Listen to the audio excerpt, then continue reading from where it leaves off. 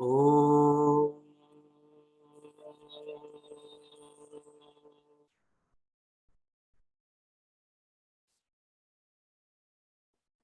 Shankaram Shankaracharyam Keshavam Badarayanam Sutra Bhashya Krutau Vande Bhagavantau Punah Punah Ishvaro Gururatmeti Murti Bheda Vibhagine Vyomavat Vyapta Dehaya Dakshinamurtaye Namaha Samasta-jana-kalyane Niratam Karunamayam Namami Chinmayam Devam Sadgurum Brahma-vidvaram Vasudev-vasutam Devam Kamsa-chanuna-mardanam Devaki Paramanandam Krishnam Vande Jagadgurum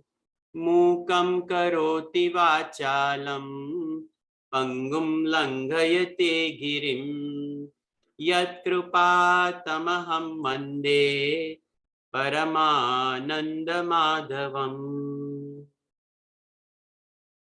Om Shri Krishna Paramatmane Namaha.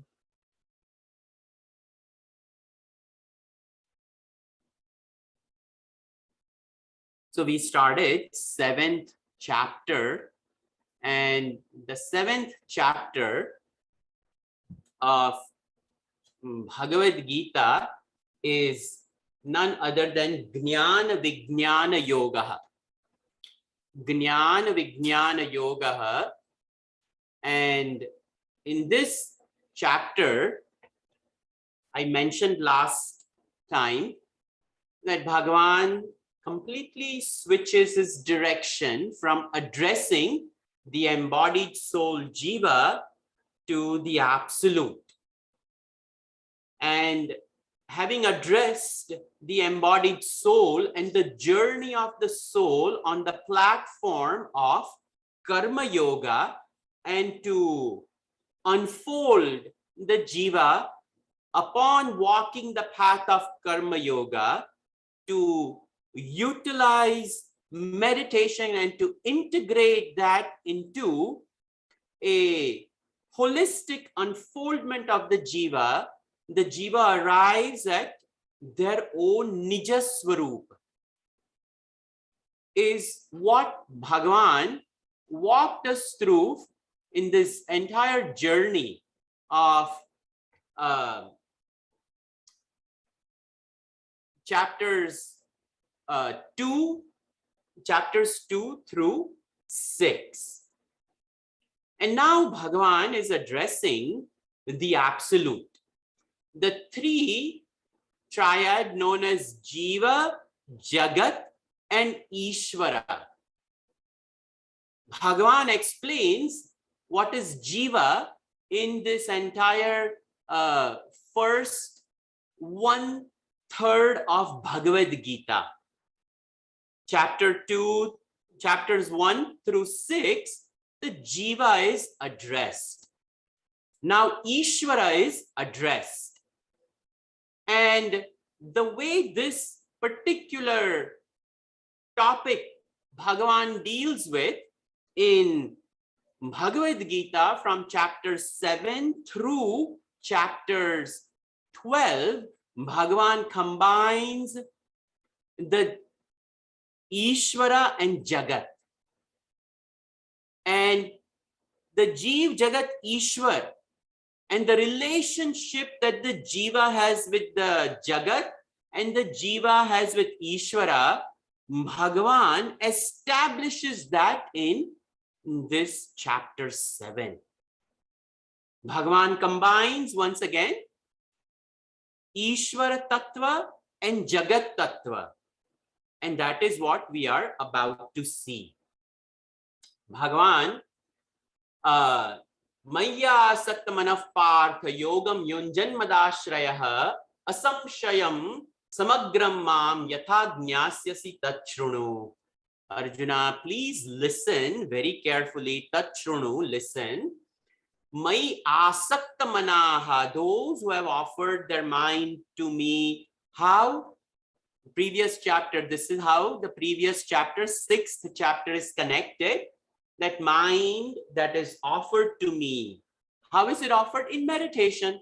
The mind which has been led to me, Partha, yogam yunjan madashrayah, not just in meditation, but even after coming out of meditation, the life that one lives is a life of karma yoga.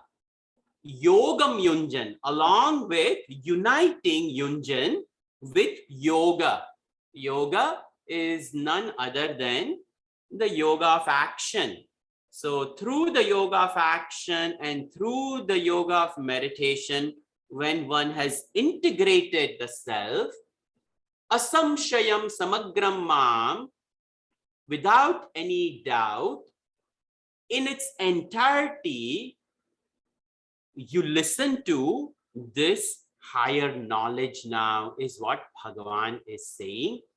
And now the second shloka which we saw last week, and I dealt with this shloka at length. So Bhagavan says over here, Jnanam teham savijnanam idam vakshyama sheshatah yad jnatva neha bhuyonyat jnatavyam avashishyate. Bhagavan says over here, Arjuna, idam jnanam savijnanam te aham asheshetah vakshyami.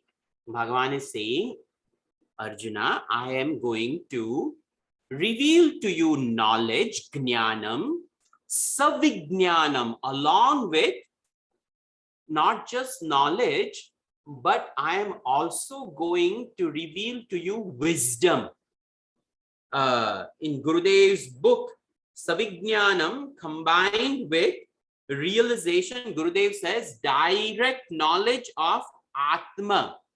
So Atma Jnana, the experience, even though Atma Jnana is not an experience, yet we fall short of explaining these words in the language of English, or for that matter, any language, because of the limitations of language. Realization is a noun. It is one's own being, one's own self. When we talk of experience, it is a verb. The verb is an action. Wisdom is not an action. Wisdom is dwelling in it. But we don't have proper words to communicate over here, and thus we are using these words as realization and the knowledge or the experience of the self. But we cannot have experience of the self because we are self to begin with. So what Bhagavan is saying is, I will reveal to you this knowledge, and not only knowledge, but the realization of it, which really cannot be revealed. But Bhagavan over here is going to present it in a way where we can easily realize this self. So that is what Bhagavan is saying, that I am going to reveal that yad jnatva, having known, yad jnatva na iha bhuyaha jnatavyam avashishyate. There is nothing else to be known over here in this pluralistic world upon knowing one's own self. It is the acme of learning and knowing, because it brings absolute satisfaction, absolute joy, absolute contentment, versus in the manifested science, even if one gets a Nobel Prize let's say in physics or chemistry or whichever field, there is still more research to be done, and they will continue to do more and more work. There is still more to be learned and more to be revealed. That's why every year Nobel Prize is given. The knowledge continues. The knowledge of the pluralistic world is never ending. So it never brings us pure satisfaction. We are still looking for more at the end of finding what we have found. Versus in Atmagnan, upon finding it, there is nothing else to be known. And thus Bhagavan says, there is nothing else to be known over here. It is at this point in time where we take a look at knowledge and wisdom.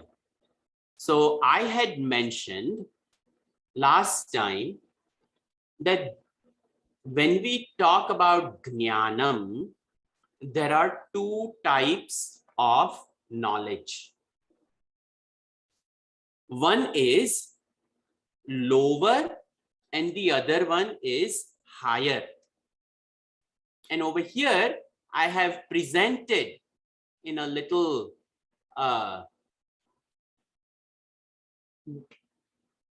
form over here where you can take a look at it.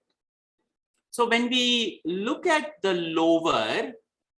lower is known as Jada, Saguna, Savikar, Savikalpaka, and Mithya.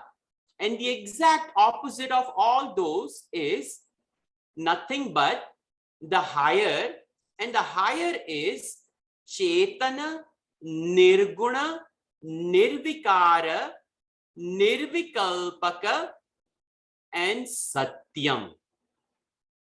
This is what we were discussing. So the lower is none other than insentient, the world of matter. And what we call higher is the world of sentient or the world of consciousness.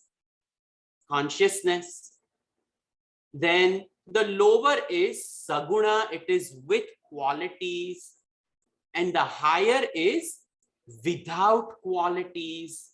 So that is called Nirguna. The lower is Savikar, it is continuously modifying, continuously changing. And the higher is Nirvikar, it is without any modifications. It remains exactly the way it is. Then the lower is also called Savikalpaka. It is along with the parts. And the higher one is Nirvikalpaka, where it is devoid of parts. It is one homogeneous existence, and that's it. The lower is Mithya Swarupa. Its nature is dependent existence, versus the higher is Satyam Swarupa. It is independent existence. Oh, I've spelling mistake. Independent existence. So that is lower. Now, that is higher. Now we take a look at what I had mentioned last time about 3 different types of nature of Brahman. So one is called Shuddha Brahma. And then the other one is called Karana Brahma, and then Karya Brahma. And you can see I have made that line. So after Shuddha Brahma, then line Karana Brahma and Karya Brahma. So the Shuddha Brahma and all which is underneath it, it is completely absolute. And when it is said Shuddha, it is exclusive. It is exclusive existence of the absolute and absolute itself, which is referred to in our Vedic Shastra as Sat Chit Anand Brahman. And that same Brahman, it alone is. But for some odd reason, that Brahman, some desire creeps in, and there is a need for that Brahman to experience manyness. This topic is taken for discussion in Upanishads. We don't know why, but Bahusyam prajayeti satapo tapyata satapastatva, it is said in Upanishad. Bahusyam prajayeti. It has a desire to experience manyness. And that Shuddha Brahman, it has inherent power and it identifies with the power. And when it identifies with that power, it becomes Karan Brahman. And that Karan Brahman is referred to as the Shakti of Brahman, also known as Maya. And that Maya Shakti itself becomes the cause, that's why Karan, for the effect which is Karya. So when we say that Shuddha Brahman becomes Karan Brahman, that is referred to in our Shastra as Ishvara. And when that same Ishvara manifests, it becomes Jagat, that is Karya Brahma. So here we have this Ishwar and Jagat, which is mentioned. Karan Brahman as Ishvara and Karya Brahma as Jagat. When Brahman identifies with the Sattva Guna, it becomes Ishvara or Karan Brahman, because the three gunas are ever part of it, even though it is said it is Nirguna, but as a Shakti, they are embedded in it. So when it looks at itself and identifies with Sattva, Ishwar comes out. When Brahman identifies with Tamo Guna, then Jagat comes out. And when that same Brahman identifies with the Rajo Guna, Jiva comes out. So the whole triad of Jeev, Jagat, Ishwar comes from Brahman and Brahman alone. And that is why this philosophy is called Advaita, non-dual, because Brahman alone is. And that Brahman alone becomes Jeev, Jagat and Ishwar depending upon what it identifies with. So that Shuddha Brahman, from it alone, Karana Brahman and Karya Brahman manifests. Now Karana Brahman is also known as Prakriti or Maya. And Prakriti and Maya as Karana Brahman remains unmanifest. But in due time, she will manifest either as a Jiva or as Jagat. So, that Karan Brahman is Savishesha. And Karya Brahman is also Savishesha. And Shuddha Brahman is Nirvishesh. Shuddha Brahman, it never ever manifests. If at all anything manifests, it's only Jeev, Jagat and Ishvara. Absolute can never manifest. Then Nirakar, it is Nirakar without any form. And Karan Brahman is also Nirakar because it is in the unmanifest. But that Nirakar Karan Brahman becomes Sakar because the manifested world has formed. Okay. So then Eka Swarup. It is only of one and one alone, Brahman. But as the unmanifest creation, it is Aneka Swarup. It is of myriad forms which exist in suspended tendencies. Just like a tiny seed, imagine a tiny seed of banyan. In it is tomorrow's giant banyan tree, but it is in the unmanifest form. So that is what is referred over here, that Aneka Swarupa. So many forms are there, and then Aneka Swarup manifests, it comes out, and that Shuddha Brahman is known as Purushaha, and Karan Brahman and Karya Brahman is known as Prakriti.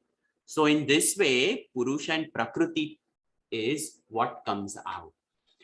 When Bhagavan says, Jnanam teham savijnanam vakshyami asheshatah, this is what Bhagavan means by Jnanam. That is why I went through all this. If we can even understand just the lower and the higher, when we look at Jnanam, the lower Jnanam, the Para Vidya, and the higher the Para Vidya, even if we understand this much, we will be able to follow the remainder of this chapter. Bhagavan very beautifully introduces this chapter. So this is where we left off. It is a recap from what I did last time. We will continue with the third shloka. Manushyanam sahasreshu kaschid yatati siddhaye yatataamapi siddhanam kaschinmam vetti tatvatah.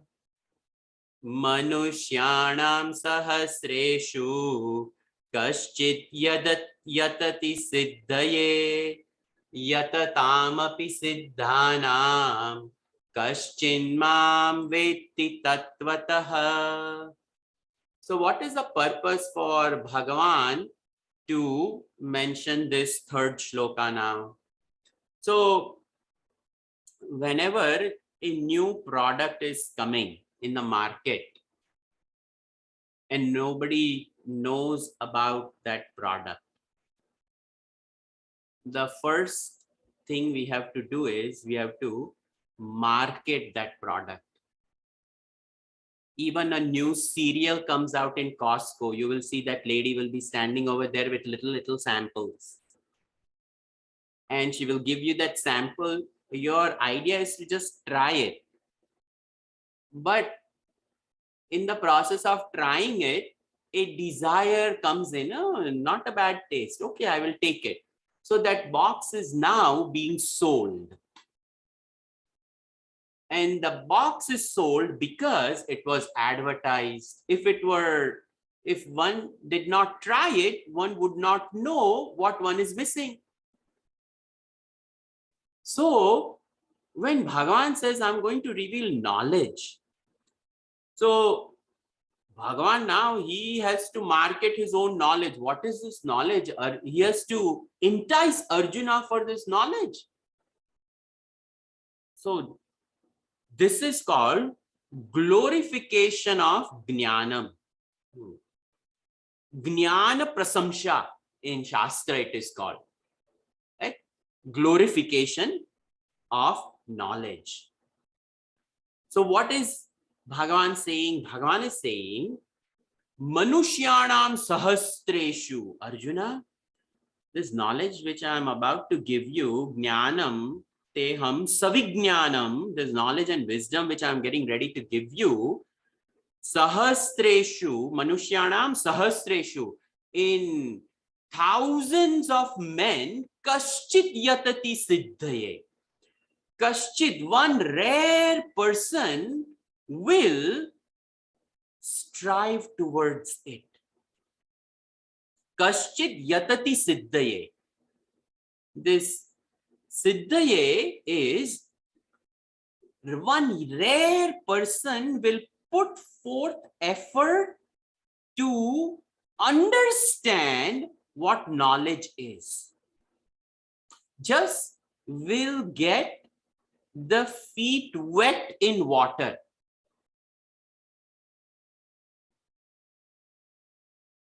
But of those people who put forth effort to learn, yatatam api siddhanam, of all these people who have put forth some effort to know, kaschin mam veti tattvataha, one rare person will come to know me in essence. Tattvataha, they will come to know me in absolute essence. That is, tattvataha, in fact, what is meant is in absolute essence, and that is wisdom. Savijnan. Rare will come to realize this.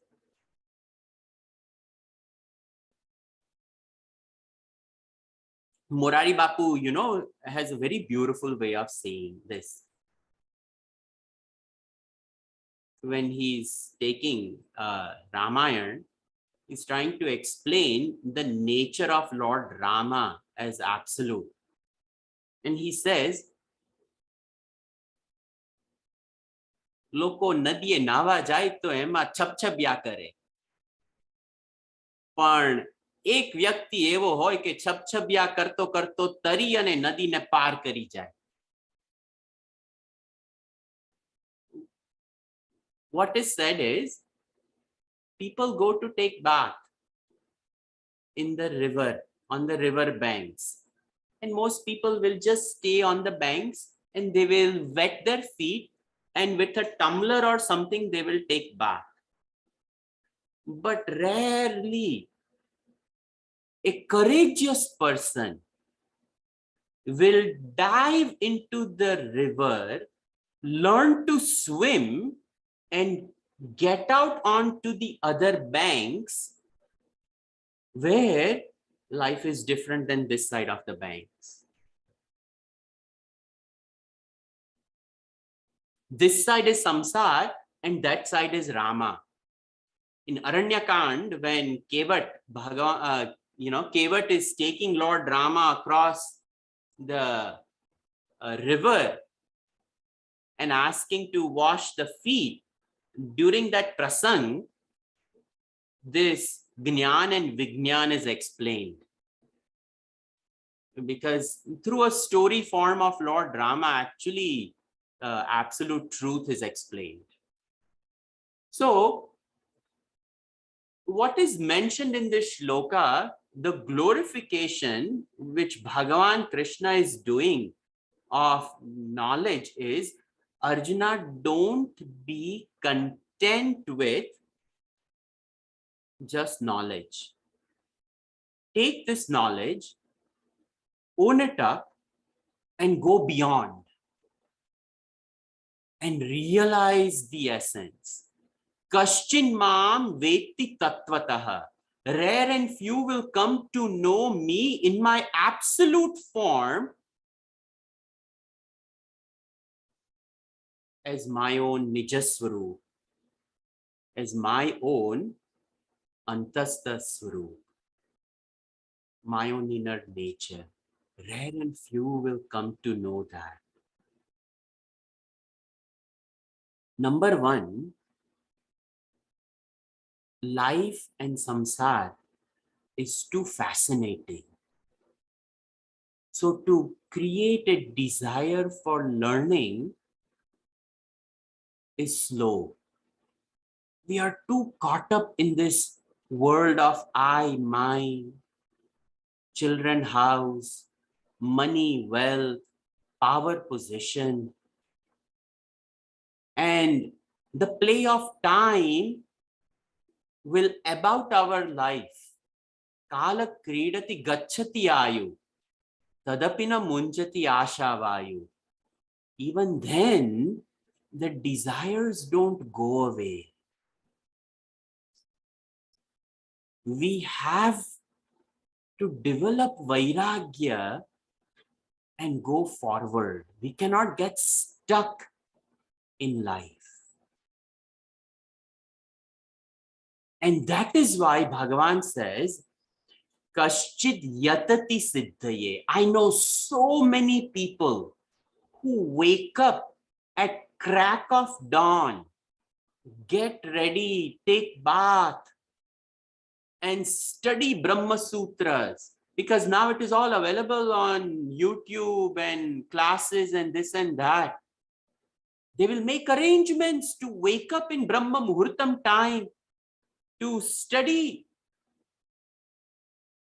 But then the vasana of study will keep that person in studies. Even after the whole Brahma Sutra is over, there's something else. There's something else. There's something else. That's why we see in the life of sage Vyas Maharshi Ji, he wrote Puranas.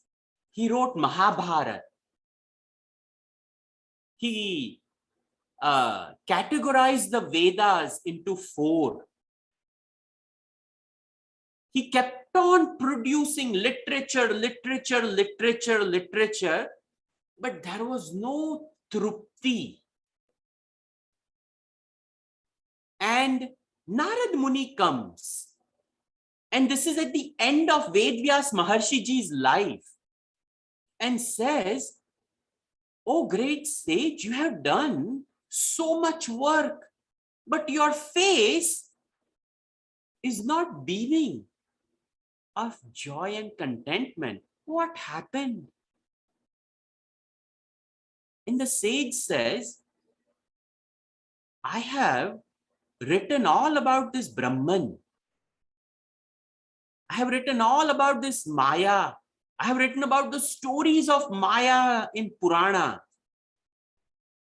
But I don't feel for it. And Narad Muni says, that is because you have not owned up this Jnanam.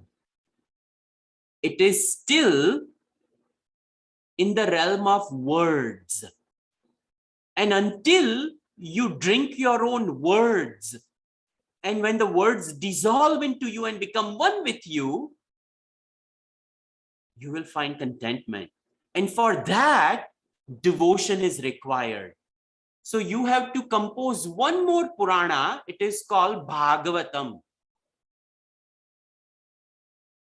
And the last body of work that Vedvyas Maharshi Ji does is Srimad Bhagavatam, where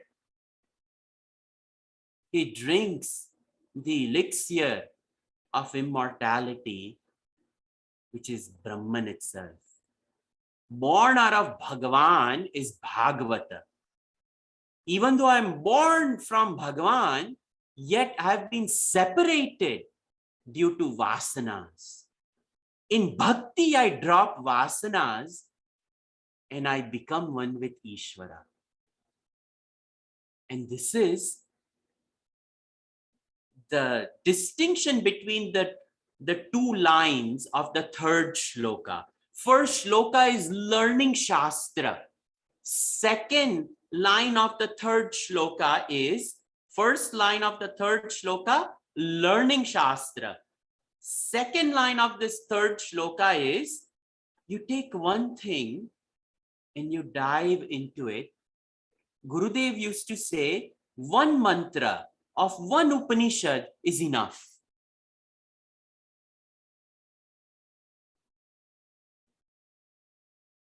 We do all 12 principal Upanishads with Shankar Bhashya and all those things. Fantastic.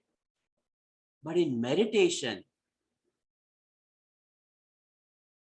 is my individuality united with the higher? Or is it still roaming around in the fertile fields of desires?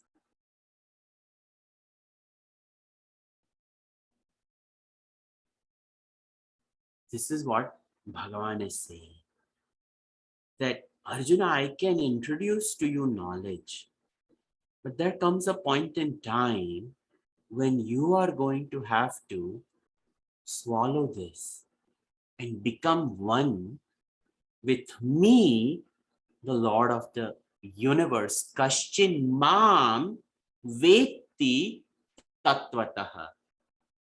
Arjuna can never become Krishna. He is Vasudeva Krishna. He is Purna Avatar. And Arjuna is Kunti Putra. He has a Kshatriya Dharma. Bhagavan has a Vaishya Dharma in Krishna Avatar. But when Bhagavan has taken the form of Yogeshwar, he is identified with the highest. Even though the 6 feet frame is of Vasudeva Devaki Krishna, he is in full identification with Absolute. And thus Bhagavan is saying, Arjuna, rare and few of the ones who know Shastra will come to know me in my essence. And what Bhagavan is saying through the frame of Krishna during the time of the delivery of these 18 discourses, he's identified with the higher as Yogeshwar. And that is Savignan. Bhagavan speaks Jnanam from the platform of Savijnanam. Vasudeva Devaki Krishna, identified with Absolute, is Yogeshwara.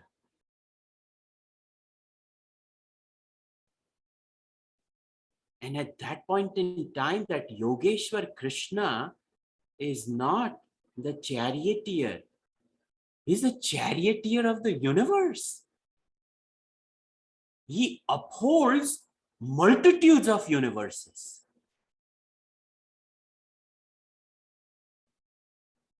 But we identify, forget about our universe, we identify with our problem, our frame, our issues, and we forget our absolute nature.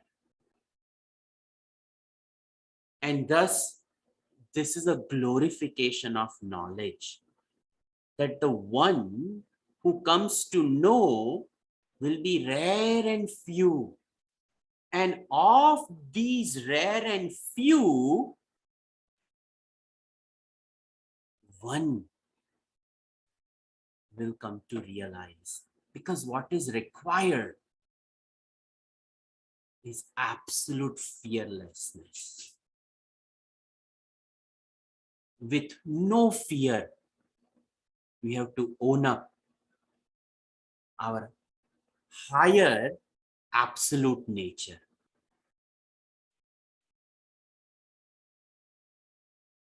Paraswarup, Chetana Swarup, Nirguna Swarup, Nirvikara Swarup is what we have to own up.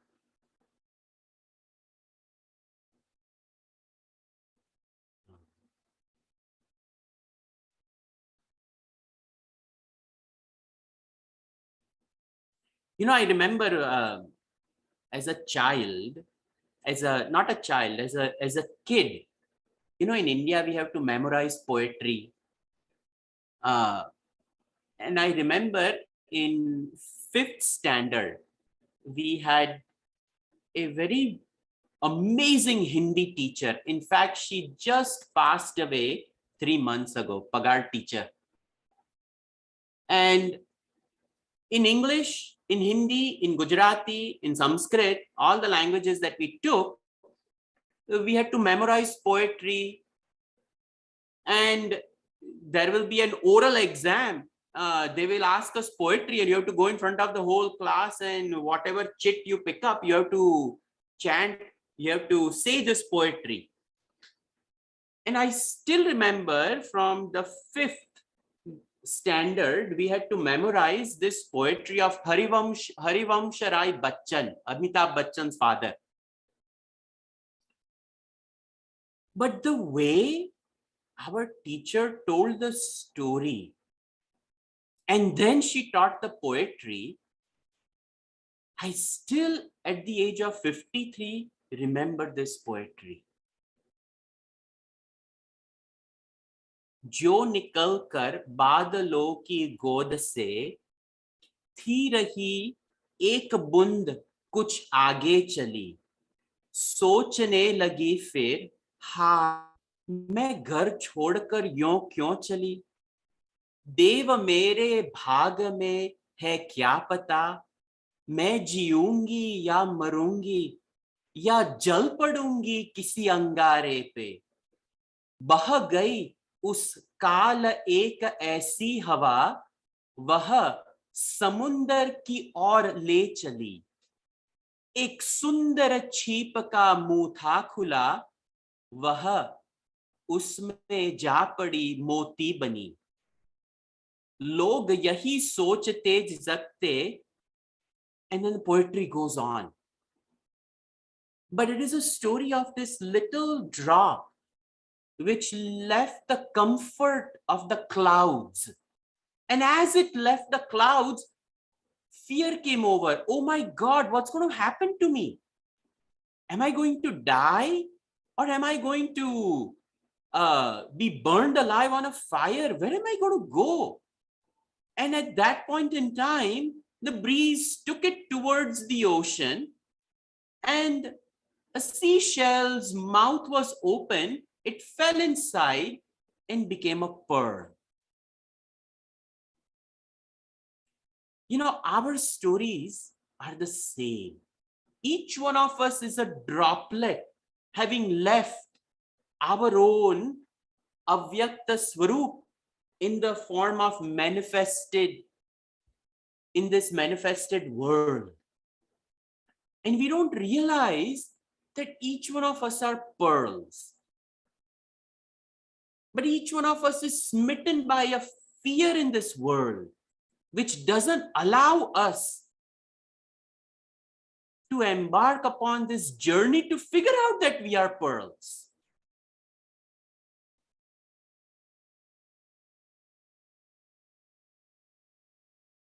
And the one who makes this journey, dives into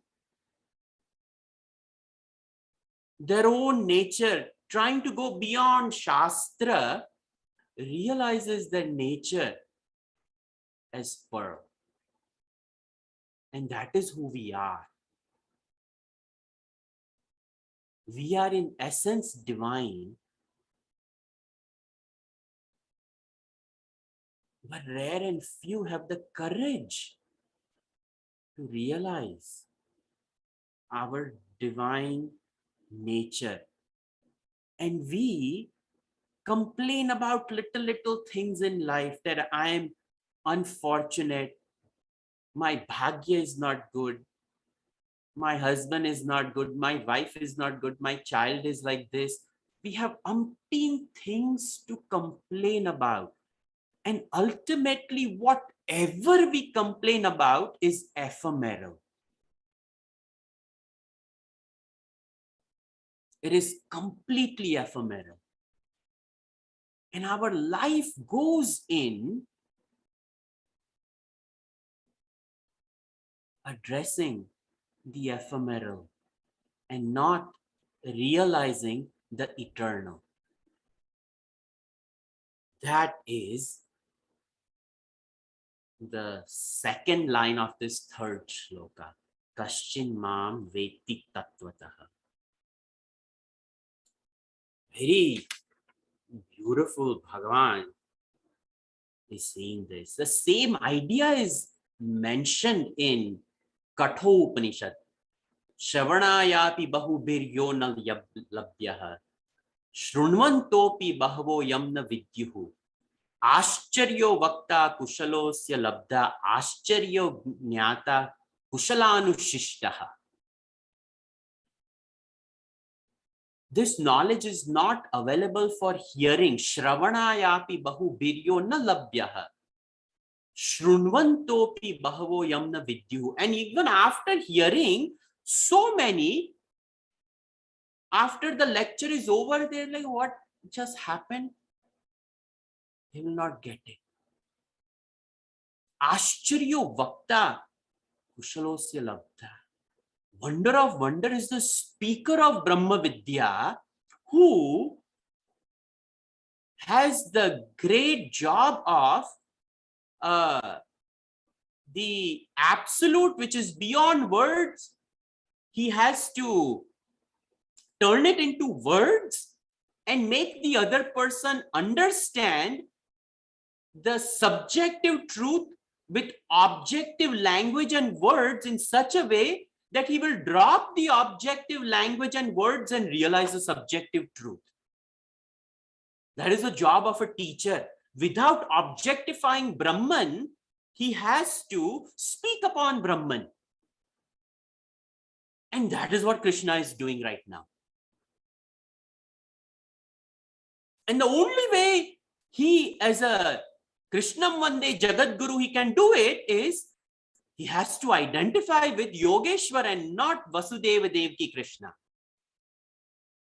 Because only then the subjective truth can be realized.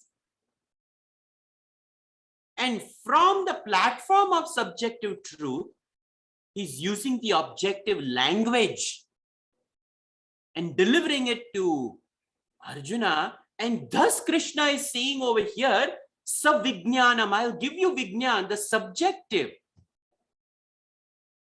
Because you will listen to the objective Brahman, but you will drop the objective Brahman and keep only the subjective truth. If this is a little difficult to understand, don't worry about it. Just have devotion for Bhagavan. Bas. Love God. He will clear the clouds of ignorance and he will present himself. When he came to Mirabai, he didn't have to do any of these gymnastics that he did with Arjuna. A glass of poison is how he came. But she was firm with her devotion. And Krishna came. So, simplicity of heart is required to realize Bhagavan which is within. That's all. We will continue shloka 4 next week. These are heavy shlokas, so I don't want to, 1 hour if I speak, it is a little bit much. Just 28 shlokas in this chapter, but Bhagavan addresses Ishwar Tattva and Jagat Tattva. and he does it in the most beautiful way. This is one of my favorite chapters. We will continue next week. Sarve bhavantu sukhinah, sarve santu niramayah, sarve bhadrani pashyantu. Ma kaschit dukha bhag bhave. Om shanti shanti shanti. Harihi Om Shri Gurubhyo Namaha. Harihi Om.